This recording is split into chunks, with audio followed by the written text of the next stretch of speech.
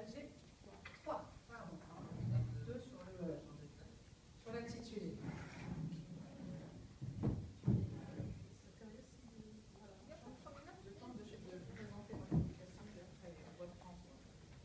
Ça va, c'est un petit problème, c'est bon?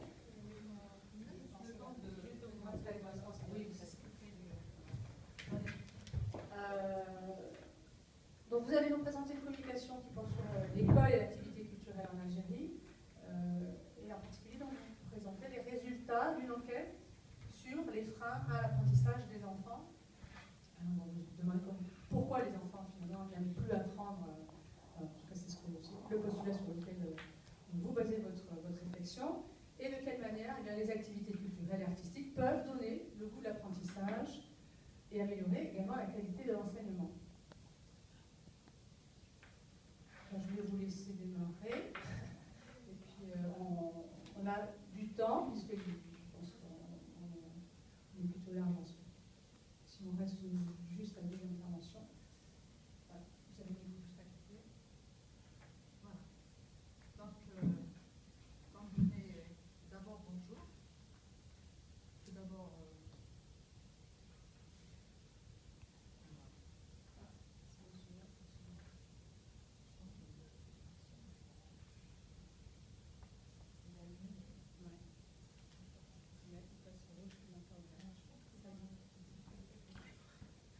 bonjour.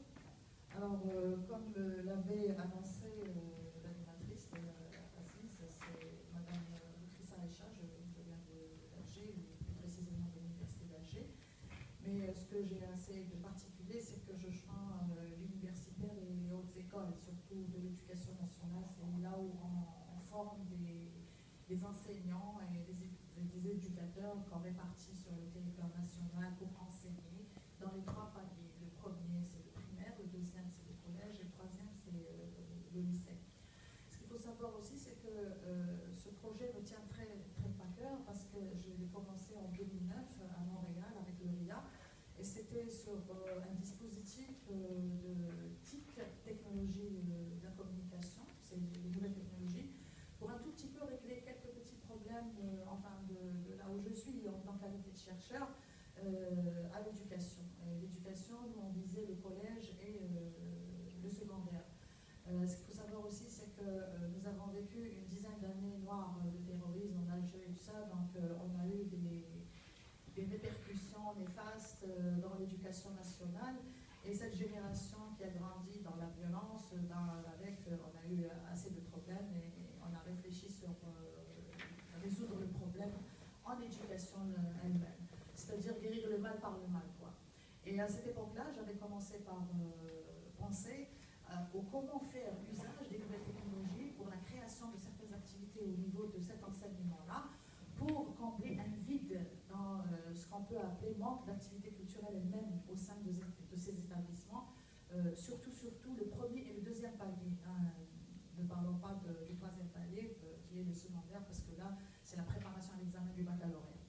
Bon, je suis venue aujourd'hui participer avec vous tous. J'espère que je saurai apporter un petit plus et m'enrichir moi-même pour continuer mon parcours qui est très très difficile sur Alger, parce que nous avons trois contextes sur lesquels nous nous battons: le politique, le sociétal et le contenu. Le contenu qui va avec tout ce qui est changement, évolution des contenus éducatifs, et aussi les outils, puisque actuellement nous vivons ce que j'appelle moi sur Alger, pas la mondialisation, mais la diabolisation. Mais je dis diabolisation dans un sens où tout va vite, et il faut être au rythme de ce qui se passe ailleurs, chez soi et ailleurs. Et ce qui se passe chez soi au rythme de la vitesse, c'est qu'il ne faut pas laisser cet enfant quand même aller dans son développement plus rapidement que ce qui se passe sur le banc de l'école. Alors, l'intitulé de ma communication, c'est l'école et l'activité culturelle en Algérie, un besoin pour améliorer la qualité de l'éducation.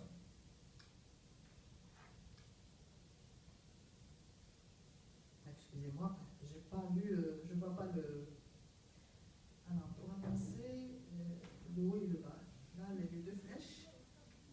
Voilà. Excusez-moi, j'ai une presbytie maligne, donc c'est grâce à ces recherches-là. Donc, le Les mots-clés de mon travail, c'est l'école, l'animation, la culture et l'éducation. Le plan de mon travail, c'est une introduction qui va directement à une conclusion que j'entamerai avec vous et que je discuterai.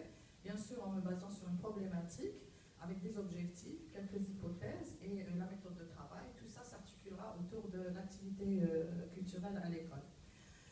Dans mon introduction, je voulais vous dire que ce thème, le choix de ce thème, l'enseignement primaire en Algérie suite à une réforme actuelle dans l'éducation nationale, surtout maintenant, avec la nouvelle ministre qui travaille, et elle travaille durement.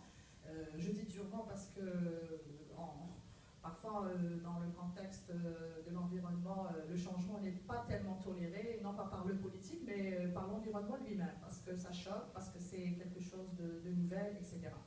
Je vous rejoins dans le contexte de cette approche école, animation, culture, quand les rythmes scolaires interrogent les territoires et les partenariats pour les raisons de mon engagement vis-à-vis d'un projet national CNEPRU, c'est-à-dire Comité national d'évaluation des programmes de la recherche universitaire, sur l'amélioration de la communication non violente dans les établissements scolaires. Chose que je vous disais tout à l'heure, depuis 2009, j'ai un tout petit peu évolué. J'ai quelqu'un sur Alger qui me plaît beaucoup lors des colloques qui me dit j'adore assister parce que à chaque fois vous avez quelque chose de nouveau et ça se voit que vous travaillez sur le terrain. Donc du TIC en 2009 à Montréal, j'ai essayé d'évoluer vers le comment essayer de diminuer cette violence sur les bancs de l'école en faisant usage des nouvelles technologies, bien sûr, tout en se tenant sur les contenus de l'éducation. Et j'ai visé les jeux, c'est-à-dire tout ce qui va vers l'éducation artistique. Alors en ce moment, cette réforme fait l'objet de grands changements sur l'organisation des connaissances et du développement des programmes liés au progrès par les technologies. C'est pourquoi la dimension culturelle à l'école algérienne doit parvenir à occuper une place dans les objectifs pédagogiques, car seule l'intégration de cette activité dans le programme scolaire sera en mesure d'améliorer la communication et nous offrir une meilleure qualité de l'éducation. L'objectif, c'est le mien, offrir une scolarité qui permet de mieux en mieux à préparer nos enfants au monde des adultes, contribuer à la mise en place d'une réforme capable de promouvoir l'éducation primaire pour une meilleure préparation de l'enfant citoyen algérien de demain, planifier un changement pour des programmes pertinents concernant l'éducation de base comme dans le préscolaire, mettre en œuvre une stratégie capable d'élever la qualité de l'enseignement au primaire par certaines activités culturelles nécessaires, et là j'ai cité quelques-unes, pour un programme d'activité de formation et de diffusion visant à renforcer les capacités qui répondent aux perspectives de prise de décision, surtout, et de planification, c'est-à-dire faire de l'école un instrument de développement socio-économique, qui ne l'est pas aujourd'hui chez nous. La problématique, la nôtre, aujourd'hui, il serait intéressant de réfléchir sur une future pédagogie intégrative des activités culturelles à l'école algérienne par, premièrement, la reconsidération des activités culturelles elles-mêmes au cours des premières années scolaires de l'enfant, par l'apprentissage pour lui apprendre à aimer, à apprendre et à l'importance des connaissances. Certains d'entre vous vont penser que c'est facile, mais je vais vous dire que pendant les 10 années de terrorisme chez nous, le culturel a tellement été dans l'interdit qu'après cela, quand les choses ont recommencé à rentrer dans l'ordre établi, ça a pris sur le dessus de l'activité culturelle elle-même en tant que matière, est devenue en deuxième position comme activité culturelle, ce que nous appelons chez nous en langue arabe classique nachat. Et elle a, avec ces années-là, comme répercussion, elle a été bannie, elle est devenue pas une activité, mais moins qu'une activité, au point où les enseignants qui l'enseignent, ou bien ceux qui sont chargés de la prendre en charge, se sont retrouvés dans des situations de penser à un travail et à une retraite, c'est-à-dire qu'ils ne travaillent pas du tout. Et ça, c'est pas dû à l'enfant, mais c'est dû à tout ce système, et même aux parents de ces enfants-là qui estimaient que cette activité n'était pas quelque chose de nécessaire, de besoin. C'était pas un besoin qui répondait à leurs besoins à eux. Donc du coup, on se retrouvait avec 1 heure de dessin ou 1 heure de musique, si ça existait, parce qu'il faut savoir que l'Algérie, c'est un grand espace géographique, et le rural, c'est pas le urbain, comme on l'a entendu tout à l'heure. Donc, pour résumer, cette petite activité, elle s'est retransformée en dessin de 1 heure, pas plus, et dans d'autres écoles, elle n'est pas du tout. l'enseignant se retrouve dans d'autres activités pour pouvoir décrocher sa retraite à la fin. C'est dans cette vision pédagogique de l'intégration de l'activité culturelle, ça va être primordial dans les études primaires scolaires. Cependant, il est important de comprendre pourquoi les apprenants n'éprouvent aucune motivation vis-à-vis de l'apprentissage à la connaissance. Pour notre étude, nous avons posé les hypothèses suivantes. Prévoir une pédagogie d'art par l'insertion des activités culturelles comme le théâtre, le cinéma, la musique, le dessin en milieu scolaire disparu dans les pratiques. Adopter une approche pédagogique culturelle qui aide à enrichir le programme scolaire. Les activités culturelles dans le programme scolaire représentent un besoin d'équilibre pour la créativité de nos enfants. Dans un programme scolaire, l'enfant a besoin de s'identifier par rapport à sa société pour renforcer son admiration et apprécier son mode de vie. Cette approche culturelle met l'enfant dans son environnement culturel dans lequel il sera motivé et pourrait aimer à apprendre pour construire ses connaissances utiles pour savoir se construire lui-même. Alors la méthode ou les outils de notre travail, elles étaient essentiellement qualitatives, axées sur le recueillement des données menées sur le terrain dans le cadre d'un changement scolaire et des documents officiels bien sûr. La vérification de ces hypothèses par le procédé suivant, l'enquête sur le terrain, technique d'observation directe, qui n'est pas facile. L'entretien réalisé dans ces différentes classes, nous avons pris une classe de première année primaire secteur public, préscolaire secteur privé et aussi interrogé quelques enseignants et élèves. Alors, l'étape de l'analyse, nous avons observé que l'éducation artistique et culturelle peut être un dispositif pour une meilleure qualité d'enseignement, ça c'est la première observation à faire. La société civile, les partenaires sociaux et à leur tête les parents des élèves doivent s'intéresser à la revalorisation de l'activité artistique et culturelle comme dispositif étendu du préscolaire vers le primaire pour l'amélioration de l'enseignement au niveau national. L'enseignement préscolaire en Algérie se compose de deux niveaux, préparatoire 1 de 4 ans, préparatoire 2 de 5 ans. Entre secteur public et privé, la présence du préscolaire est majoritaire, plus au privé qu'au privé. Quant au public, c'est la classe préparatoire avant la première année primaire et pour les enfants âgés de 5 ans. Donc, pour un tout petit peu comprendre ce que nous allons faire, nous avons intégré le préscolaire parce que c'est l'extension vers le primaire pour voir un peu l'origine et voir un peu avoir un peu un éloignement de cette activité culturelle qui, dans un contexte aussi d'éducation, mais préscolaire, elle existe, mais de manière forte et avec force que dans le primaire, qui normalement, elle se doit d'être plus forte au primaire que dans le préscolaire. Alors, le déroulement des activités culturelles en deux temps, il se fait en Algérie dans ces deux temps. Le premier, c'est des activités motrices, c'est-à-dire la gymnastique, la danse, etc. Et dans un deuxième temps, c'est l'expression à travers le dessin, la peinture et autres.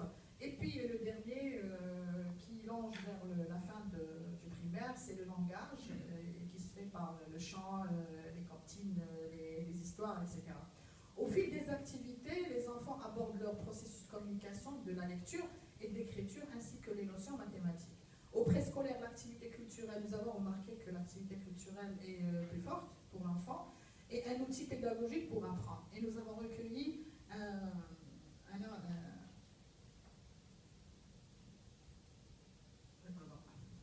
comment revenir voilà. Voilà. Nous avons eu un entretien avec cette directrice du préscolaire qui nous a un tout petit peu expliqué, j'espère que ça fonctionne. Ça va pas fonctionner, il y a le... Je sais pas si ça... Non, ça fonctionne.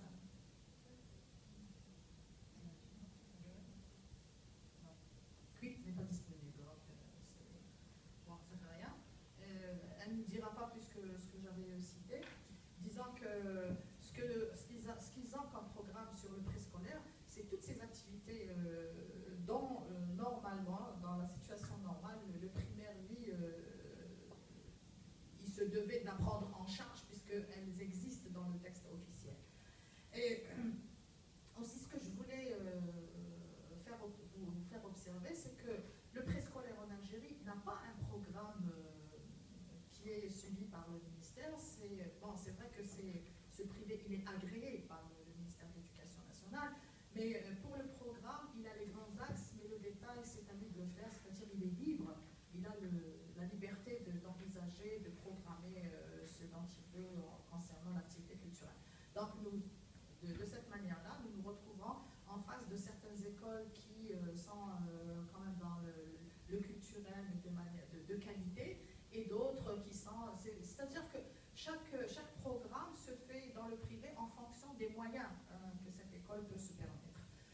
Sinon, parlons d'activités culturelles au niveau de l'éducation nationale et même le préscolaire.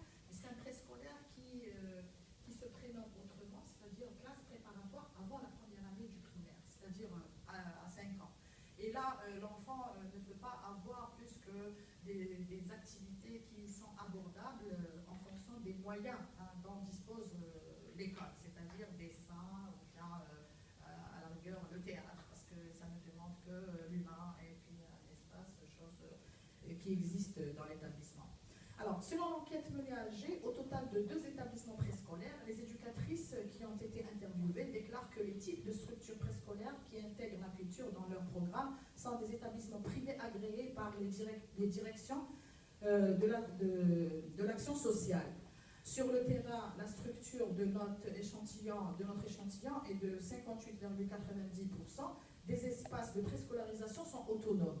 Le préscolaire fonctionne comme un espace d'apprentissage et de socialisation dont l'objectif majeur est, selon 79,30% des éducateurs enquêtés, de préparer l'enfant à la scolarité. Quand il est demandé de classer par ordre d'importance les activités proposées aux enfants, 34,31% d'éducateurs mettent en premier la lecture et l'écriture, 33,57% le jeu et 12,97% les travaux manuels. À titre d'exemple, dans le choix des activités proposées aux enfants obéissent beaucoup plus aux initiatives personnelles, comme je disais tout à l'heure, qu'à un programme dont l'objectif essentiel est la préparation à l'école. Au préscolaire, on encourage les activités culturelles pour développer l'éducation, mais seulement cette démarche manque de stratégie en termes de culture et de programme d'enseignement. Ça, c'est mon objectif primordial pour ce travail de recherche que je me fais faire sur le terrain jusqu'à maintenant. L'activité culturelle au primaire, selon les enseignants interrogés, est occasionnelle. Occasionnelle qui veut dire jour de l'an, jour de l'Aïd, jour de Mahomet, comme pour le jour de Noël. Et ça s'arrête là, c'est juste une activité occasionnelle. Et vit une situation de marginalisation totale à cause de certains facteurs d'influence négative qui sont souvent d'origine diverse. Manque de personnel d'enseignants qualifiés, et ça c'est un problème qui est majeur chez nous, absence des conditions matérielles. Pour tester nos hypothèses de travail, nous nous sommes intéressés à comprendre ce manque d'intérêt pour une matière qui figure depuis des années dans le programme scolaire officiel. Alors, pour comprendre et expliquer cette situation, qui est souvent due au fait que les principaux acteurs de l'enseignement, les professeurs, de l'organisation, les directeurs et la formation, les inspecteurs, qui ont chacun une part de responsabilité, nous avons posé la même question aux enseignants du même niveau, mais dans deux établissements différents, l'un public et l'autre privé, pour illustrer ce point de vue, et nous avons eu le résultat suivant. 590 éducateurs, soit 54,72%, ont reçu une formation générale pour enseigner au primaire, c'est-à-dire qu'il n'y a pas de spécialisation. Le taux d'éducateurs formés spécifiquement à la prise en charge de la petite enfance est le plus bas, 43,50%. Sur le plan de formation, aucun programme de formation concernant les éducateurs du préscolaire n'existe au niveau du ministère de l'Éducation nationale. Donc, comme vous le voyez, nous avons un vrai problème au niveau de l'éducation, c'est-à-dire au niveau de l'activité culturelle pour l'éducation nationale. Donc, la ministre actuelle, elle a vraiment un grand travail à faire. Les institutions scolaires ont dispensé toutes les connaissances en matière d'art, quand certains professeurs de musique ou de dessin se dirigent vers l'enseignement pour assurer un salaire et une retraite. Et ça, c'est grave, parce que là, ce n'est pas une mobilisation pour sortir de la situation, mais c'est un retour en arrière, c'est se sauver par rapport à sa situation dans le social.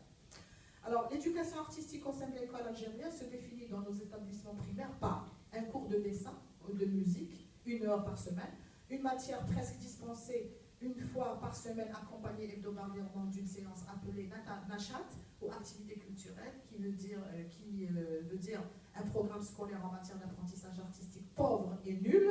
L'éducation artistique, pour la grande majorité des parents, vient en deuxième position, une réalité en Algérie. Les enseignants interrogés affirment que cette réintégration de l'activité artistique dans le programme d'enseignement au primaire dans l'école publique est un besoin essentiel et nécessaire pour, premièrement, lutter contre l'échec scolaire et la violence à l'école. Elle doit être une matière pédagogique, un apprentissage éducatif, développer le sens artistique des enfants, un investissement dirigé vers l'écolier aujourd'hui pour l'homme de demain. Résultat, nous avons relevé dans notre démarche les points suivants. Développer une philosophie pour mettre en œuvre l'accent sur la culture en harmonie avec l'enfant dans son environnement. Imprégner l'enfant au cours de sa formation à des valeurs culture fondées sur le respect, la justice, l'entraide, la solidarité, les droits de l'homme, la tolérance et l'ouverture sur le monde pour être citoyen de demain. L'enfant y est défini comme acteur, donc actif dans l'acquisition de ses savoirs. L'éducateur doit être appréhendé comme médiateur, organisateur, dynamiseur.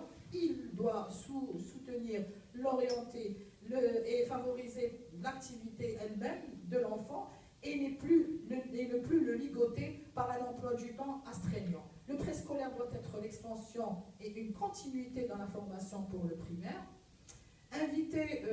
En conclusion, invité par l'école Artissimo d'Alger, le directeur russe du théâtre de Saint-Pétersbourg a indiqué au niveau du système éducatif qu'il faudrait que l'art soit considéré comme de la matière, c'est-à-dire un domaine d'expression créative à part entière. Les enseignants interrogés au primaire se sont exprimés autour d'un besoin essentiel et nécessaire de réintégrer un programme d'enseignement artistique dans l'école publique dès le primaire. L'idée est de réussir à la réintégration de cet enseignement artistique en faisant recours aux activités culturelles nécessaires dans le programme à l'école primaire comme moyen en vue de répondre à une qualité de l'éducation de base, comme au préscolaire, pour l'améliorer et élever le niveau de la vie scolaire des élèves qui ne cesse de regresser depuis quelques années.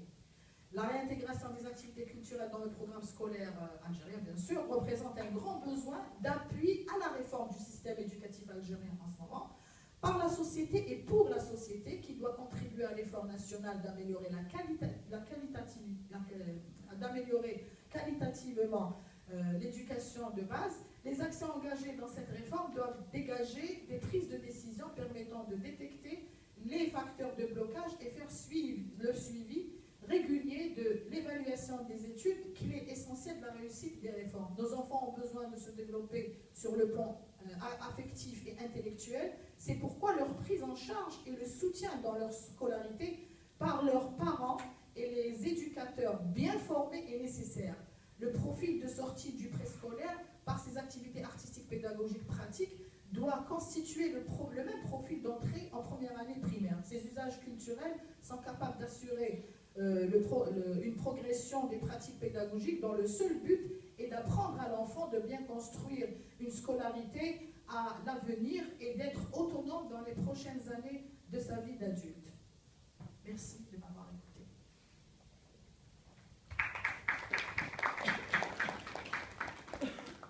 Merci Naïla pour cette intervention.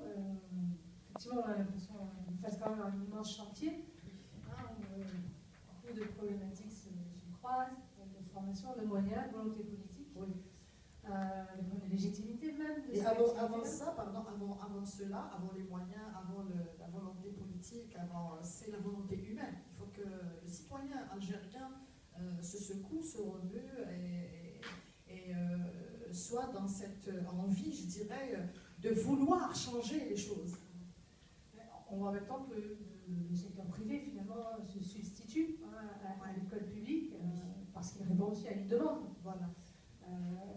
Est-ce que ça suscite aussi une interrogation de la part des pouvoirs publics, de l'État? Exact. Comment remédier au fait que finalement, exact. On a l'enseignement public devient oui. l'enseignement... On a l'impression que l'État, avec le secteur public, c'est comme de la paracétamol pour soulager la douleur.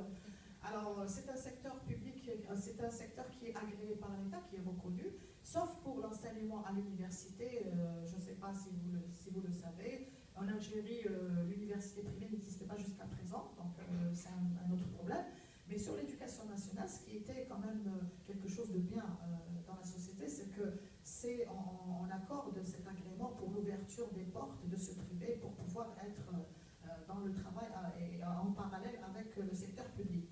Et ce qui n'était pas bien, c'est que ce secteur privé, actuellement, il est dans le même contexte que le secteur public. C'est-à-dire, on va retrouver des écoles qui sont dans la qualité, dans ce qu'ils proposent comme programme, et ce sont toujours des programmes qui sont agréés agréé par l'État. C'est-à-dire qu'il faut que ça soit un programme relatif au programme du secteur public. Mais disons que la différence, là où, ici, où ça diverge, c'est là où on n'est pas dans la rigueur de la programmation. C'est-à-dire que dans les deux secteurs, la différence y est, mais elle ne doit pas l'être dans le système d'éducation. Je veux parler du contenu de l'éducation. Que ce soit le public ou le privé, normalement le programme dans le scolaire, il doit être quand même assez proche, surtout quand il s'agit de programmation au niveau des matières, dans la scolarisation des enfants de 5 ans jusqu'à l'âge de rentrer en examen de 6e, je pense, 11 ans. 11 ans, 12 ans, ça dépend des pays. Nous, c'est à peu près 11 ans. C'est scolarisation en première année scolaire, en première année primaire, c'est 6 ans. Avant 6 ans, c'est le préscolaire. Et si c'est le secteur public, ce n'est pas le préscolaire, c'est des classes préparatoires, c'est-à-dire une année de préparation pour cet enfant âgé de 5 ans. Et on exige que l'âge doit être à 5 ans, pas moins que ça. Si, par exemple, les parents ont des enfants dont ils veulent se préscolariser, donc là, ils sont obligés de s'adresser au privé. Et dans le privé, moi, je ne fais pas de reproches, hein, je ne fais que observer, puisque mes recherches sont là-dedans. Et je travaille avec un groupe de recherche sur Alger. Et là, je voulais ouvrir une parenthèse. Là, c'est un travail que nous faisons sur la ville d'Alger, c'est-à-dire une ville qui est supposée être économique, politique, plus avancée que d'autres villes de l'intérieur. Mais on a été choqués d'apprendre qu'à l'intérieur, il y a aussi des préscolarisations privées et qui sont agréées par l'État dans le programme d'activité culturelle. Et je dirais pas meilleure, mais de qualité. Mais ce qui me gêne, moi, en qualité d'enseignante de l'éducation, puisque ça fait 30 ans que je suis dans l'éducation nationale, je suis passée par le secondaire avant de rejoindre l'université, c'est qu'il n'y a pas un programme commun. C'est qu'on se croirait dans une école privée qu'on est dans un pays et dans un autre établissement qu'on est dans un autre pays, alors qu'il s'agit d'un enfant algérien. Il vit dans cet environnement algérien. Il n'est pas, comment je dirais, parler de l'étranger, c'est bien, parce que ça permet, l'ouverture permet énormément de choses. Mais il faut d'abord parler à l'enfant de son chez-soi, du comment est son chez-soi, de comment il faut qu'il soit chez lui, pour pouvoir aller poser son regard ailleurs. Parce que sinon, on va devoir avoir affaire plus tard, quelques années plus tard, à des citoyens qui n'ont aucune référence, finalement. Et l'activité culturelle, à mon humble avis, c'est une activité qui se doit d'être mutée de simple activité à une matière à part entière répartie sur le programme scolaire. C'est-à-dire que cela soit mathématiques, ou bien des mathématiques, ou bien des cours de maths, ou bien des cours de sciences, ou bien de langue, ou bien... Il faut penser à cette pédagogie, à cette nouvelle pédagogie qui met une sorte d'action sur le contenu de ce programme pour permettre à cet enfant d'être en harmonie, de mettre en harmonie son esprit avec son corps dans son environnement. Et si nous arrivons sur Alger à faire ça, à réaliser cela, à travers un dispositif que nous proposons au ministère de l'Enseignement, de l'Éducation, pardon, ce serait quelque chose de formidable. Mais là, je mets encore une parenthèse, puisque ma collègue tout à l'heure, qui assiste ici, elle a posé une question à votre au sénateur qui était venu, disant quand est-ce que nous allons avoir, nous chercheurs, cette position qui est de décider que ces programmes-là mutent de l'académique vers les pratiques, c'est-à-dire l'application. Les programmes qui se proposent au niveau de l'éducation sont des programmes qui se travaillent dans l'éducation, au ministère de l'Éducation, avec des éducateurs, avec les enseignants, sans impliquer les chercheurs qui font de la recherche.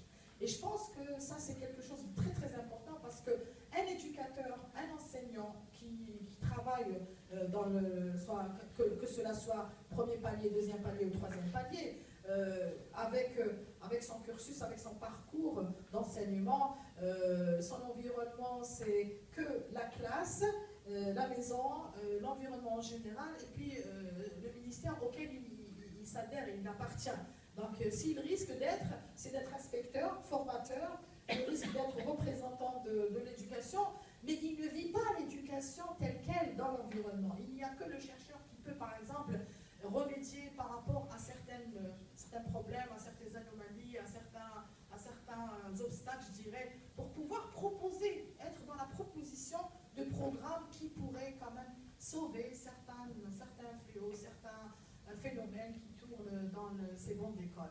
Et moi, je vise, dans mes projets, je vise l'activité culturelle parce que je ne vois en Algérie que par le biais de cette activité-là que nous pourrons y remédier par rapport à la citoyenneté de demain, puisque cet enfant a besoin d'être en harmonie avec lui-même et avec son esprit. Quand je dis avec lui-même, c'est l'environnement qui l'entoure qui est très riche.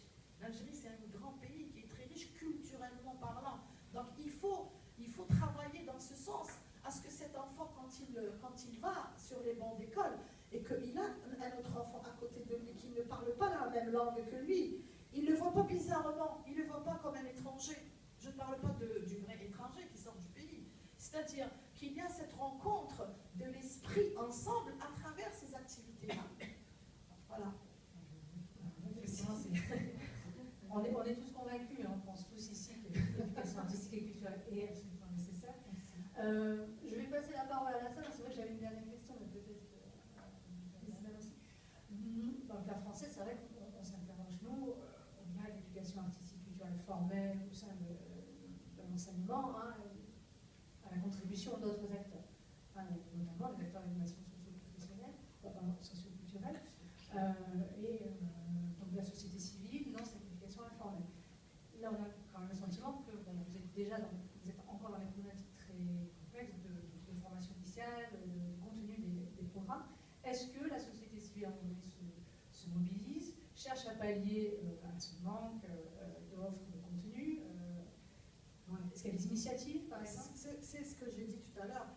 Si on nous demande de faire, par exemple, chose qui est faite au niveau de l'enseignement supérieur, parce qu'il y a création des labos dans les différentes disciplines sciences humaines, et comme moi je m'occupe de ça, donc l'état des lieux, c'est le suivant.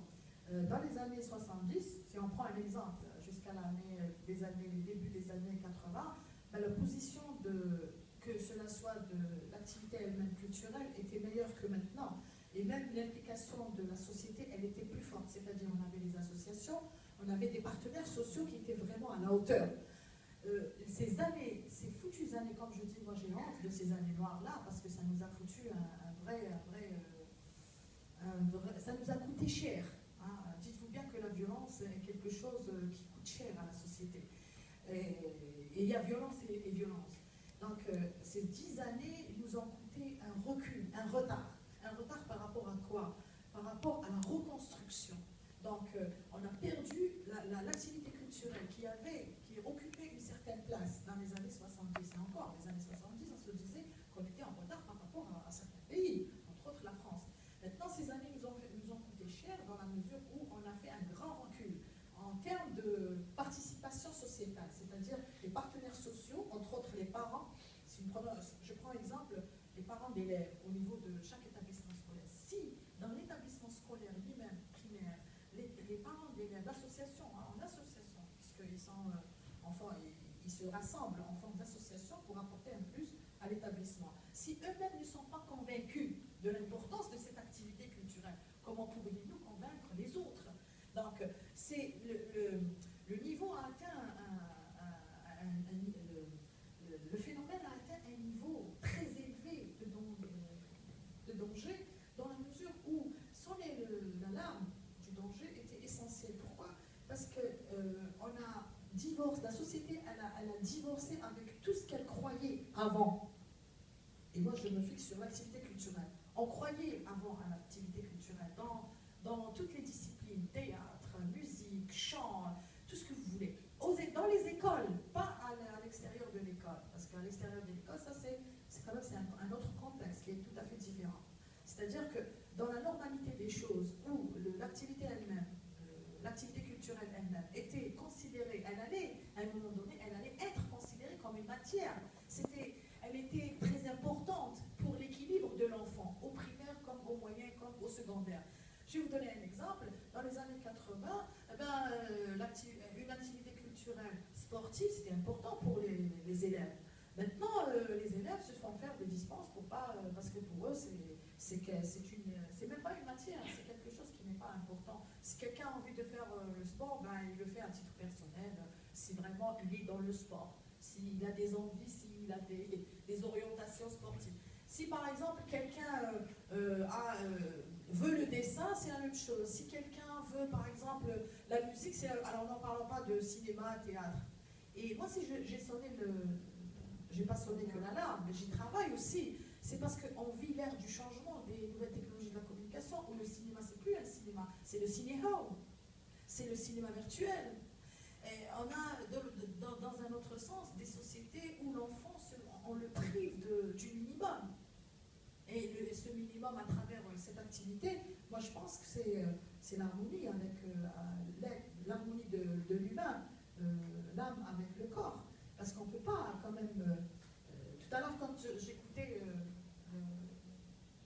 la sénatrice, j'avais envie de poser une question qui est la suivante. Viendra-t-il le jour où cet enfant-là, au primaire, il se détachera du monde de l'école? C'est-à-dire, ce sera une école ouverte. Il sera relié, cet enfant, à l'école par le programme, parce qu'il faut quand même être dans l'organisation, le fonctionnement organisationnel, mais il ne sera pas encombré par toutes ces matières-là qui vont faire de son temps un emprisonnement, comme s'il allait dans une prison pendant plus de 6 heures. Il va être déposé par les parents à 8 heures, il ne sera pas sorti jusqu'à 8 heures. C'est une façon de jeter son enfant dans un espace fermé sous l'appellation de école pour apprendre. Ça, c'est pas... Si l'enfant finit par détester apprendre, à quoi servira l'école? Avec l'évolution, avec ce qui se passe comme changement actuellement. Les nouvelles technologies de la communication ont bouleversé. McLaurin, qui était technicien en communication, à partir de l'université de Toronto en 1961, a dit « Viendra le jour » en anglais où cet outil-là va bouleverser le monde. Les étudiants comme vous, comme ça, lui ont posé la question « Est-ce que vous parlez du média ou du message ?» Il leur a dit « Viendra le jour où le message lui-même sera un média. » C'est-à-dire, le média lui-même sera un message. C'est-à-dire que s'il a soulevé cette réflexion, c'est pour dire que l'outil a son importance. Elle peut remplacer l'humain si nous, on ne fait pas attention à l'évolution de l'humain lui-même. Et c'est pourquoi, dans des éminents colloques, on soulève dans la trajectoire thématique, on propose l'humanisation de l'outil. C'est pour dire, faites attention, quelle que soit l'évolution de l'environnement du point de vue matériel, il faut toujours travailler dans le sens où l'humain évolue plus vite que le matériel. Et c'est de ça que je parle, moi. On a envie d'avoir ces enfants sur ces bancs d'école, des enfants en harmonie avec eux-mêmes. Quand un enfant vient le matin et avec cet amour d'apprendre, c'est contrairement à maintenant à Alger, un enfant qui se scolarise, c'est un enfant qui pleure, qui est dans le choc, qui est... C'est affligeant. Parce que les notes ne sont pas aussi désespérées, même si on se pose la question. Voilà. Est-ce que la salle veut réagir? Est-ce qu'il y a des questions? Bonjour. Est-ce que les enseignants ont la possibilité de faire intervenir des artistes, comédiens, écrivains, conteurs au sein du temps scolaire? Oui, alors c'est une question pertinente, je vous remercie. J'avais peur que vous ne posiez pas de questions, vu que le contexte n'est pas un contexte français à 100%. Alors oui, j'étais vraiment choquée moi-même. J'étais choquée par le contenu de ce que vous avez posé comme question. Pourquoi? Parce que, par exemple, l'équipe, c'est des étudiants comme vous, comme ça, à qui j'ai donné le questionnaire pour le répartir et j'ai demandé d'interviewer des enseignantes, des éducatrices sur place. Alors sur le privé, c'était pas un problème. Elles rentraient, c'est pour ça que je me suis permise d'enregistrer pour vous quelques reportages que vous n'avez pas pu le voir. Alors dans le privé, c'était bien. C'était ces étudiantes, ces enquêteurs qui rentraient, qui faisaient l'enquête facilement, qu'on invitait dans les classes pour voir un petit peu quel genre d'activité on faisait. C'était ce système, c'était cette institution qui enfin la directrice, par le biais de la directrice, que quelqu'un, quelque part, s'intéresse à elle, à ce qu'elle fait dans cette institution-là. Par rapport au public, non. Par rapport au public, c'était comme si que quelqu'un allait violer le contexte, il allait divulguer quelque chose qui ne se devait pas de se dire, de se voir, alors que nous vivons dans une politique actuellement en Algérie, je ne dirais pas démocratie, moi j'ai peur de ce mot, mais tout le monde peut dire ce qu'il veut. À partir de Bouteflika jusqu'au dernier des derniers. On peut dire ce qu'on veut. Si on fait la comparaison d'il y a quelques années, avant le terrorisme, parler du président, parler de quelqu'un, sauf pour, bien sûr, certaines choses, parce que là, non plus, il ne faut pas tomber dans la diffamation. Alors, pourquoi ce directeur, ce responsable, disons, ce responsable du secteur public, c'est-à-dire, c'est une école primaire, c'est un préscolaire aussi, mais à la différence que l'autre, il est privé, le directeur est maître de la décision, et que l'autre est dans le secteur public. Alors, le secteur public, il y a certaines choses qui doivent quand même se dérouler, pour, par exemple, l'autorisation de rentrer dans l'établissement pour pouvoir poser des questions, filmer. Chose qui a été faite, parce qu'à nos étudiants, dans le cadre d'un laboratoire à l'université, on leur accorde la permission d'aller enquêter. Donc, c'est une autorisation officielle qui est reconnue par l'État, par l'enseignement supérieur, disant c'est pas... Alors, même avec ça, les enquêteurs n'ont pas pu franchir le seuil de la porte. Non, non, non, non, non, non, non. Pourquoi?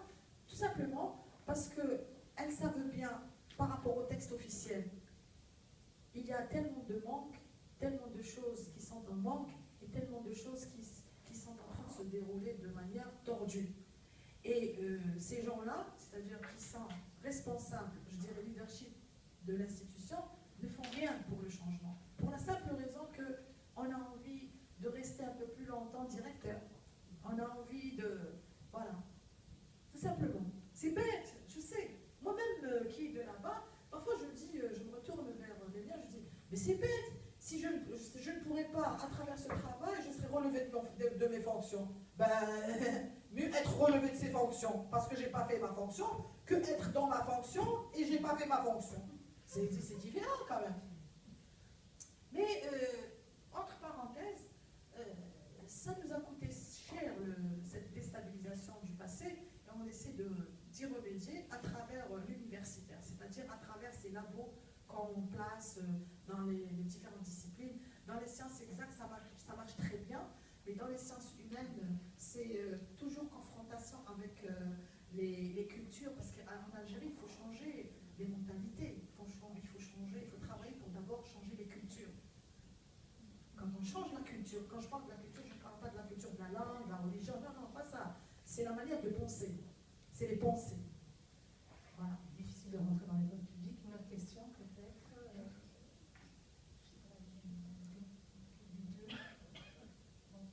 En fait, vous avez déjà plus ou moins répondu à ma question, mais je rebondis.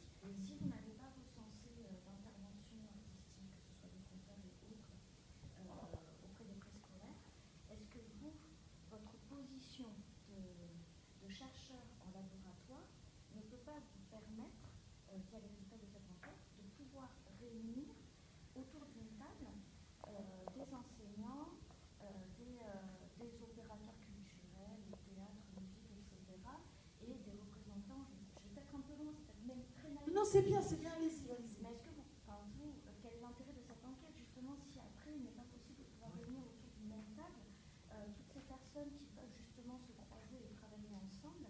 Est-ce que vous en avez l'occasion? Est-ce que vous l'avez fait? Est-ce que c'est possible? Merci pour la question aussi. Alors, je ne sais pas si vous avez... enfin, c'est sûr que vous avez écouté, entendu, en disant... au départ, j'ai dit que ce projet-là, bon, ça c'est un point dans le projet, parce que j'avais commencé en 2009 à Montréal. J'avais soulevé le problème de faire usage d'éthique pour pouvoir travailler sur l'éducation. Travailler quoi? Je cherchais encore, parce qu'on avait énormément de problèmes. Alors, ce que je n'avais pas donné à l'animatrice assise, et ça c'est peut-être... j'ai laissé présenter ma personne comme chercheur, ça s'arrête là, puis après on peut par exemple étaler. Oui, j'ai fait énormément de choses. La première chose que j'ai faite en 2010, c'était de m'intégrer dans un labo de recherche à l'École nationale supérieure pour formation des enseignants à Alger même, à Bouzaréa, qui forment des enseignants, ils forment des enseignants pour l'éducation nationale, ils forment des enseignants pour l'université, et avec les 3 niveaux, licence, magistère et doctorat, et avec le système LMD, master et doctorat. Donc, bon, j'ai poireauté et j'ai lutté pour le projet parce que, bon, il est vrai que certaines sensibilités ne l'ont pas accepté, mais finalement, je dû lâcher la présidence du projet au directeur lui-même. C'est un ami, quelqu'un qui lutte comme moi. Nous nous sommes croisés souvent à Besançon, à l'université des